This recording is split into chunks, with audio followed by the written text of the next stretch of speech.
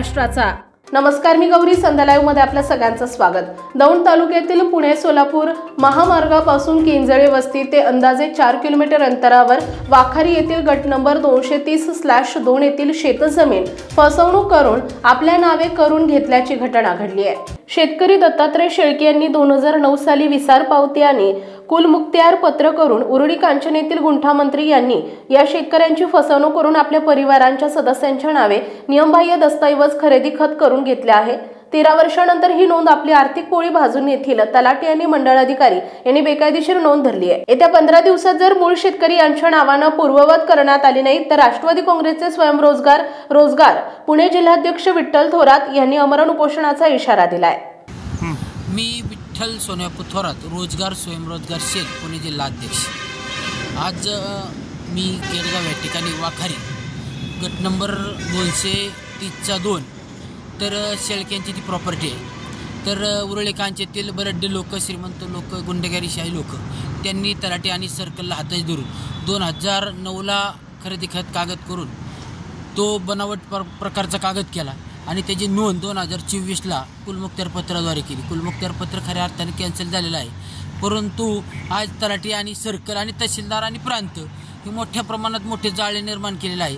त्या ठिकाणी माझ्यासारख्या कार्यकर्त्याला एवढंच सांगायचे की गोरगरिबांची जमीन आहे। आज त्या शेळके कुटुंबाला, दत्तात्रय शेळकेला 4 एकर जमीन आहे आणि 4 एकर जमीन कुलमुक्त्यार पत्राद्वारे साठी खत न करता फक्त ही सरपावती केली आणि कुलमुक्त्यार पत्र केला आणि त्याची खरेदी खत करून डायरेक्ट इंटरनेट कोणत्याही प्रकारची अडचण बघितली नाही किंवा काय नाही, खोटीनाटी कागदपत्र गोळा करून त्यांनी खरेदी खत केले।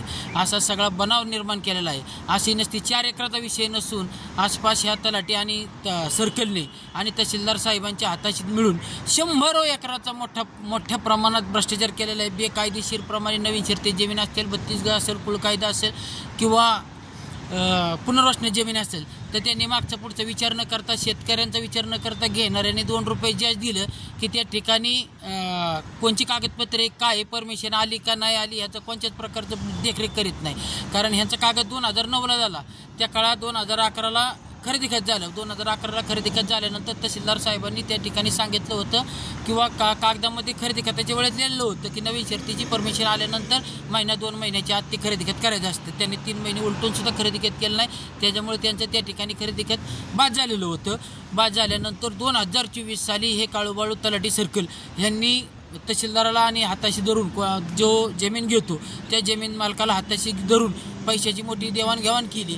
म्हणून माझ्यासारखा कार्यकर्ता एवढंच सांगू इच्छितो की ह्या प्रकरणामध्ये मूळ मालकाला, शेळक्यांना ती जमीन मिळली पाहिजे, खरेदी खत कॅन्सल झालं पाहिजे आणि जे तलाठी सर्कल आहेत बेकायदेशीर नोंद लावलेली आहे किंवा तहसीलदार साहेबांना हाताशी धरूनही नोंद लावलेली आहे तरी ह्या तिघांनाही सस्पेंड करण्यात यावा अशी मी नम्र विनंती करतो। एवढे गोष्ट न झाल्यास माझ्यासारखा कार्यकर्ता मंत्रालयामध्ये आमरण उपोषण करणार आहे, एवढंच बोलतो। माझे नाव तुषार दत्तात्रय शेळके, राहणार वाखारी, तालुका दौंड, जिल्हा पुणे येथील रहिवासी असून माझे वडील दत्तात्रय जयवंत शेळके यांनी 2009 साली पैशाची गरज असल्याने उरुळी कांचन येथील गौरी अरविंद कांचन व दीपक अरविंद कांचन यांना विसार पावती व कुलमुक्त्यार पत्राद्वारे व्यवहार हा केला होता।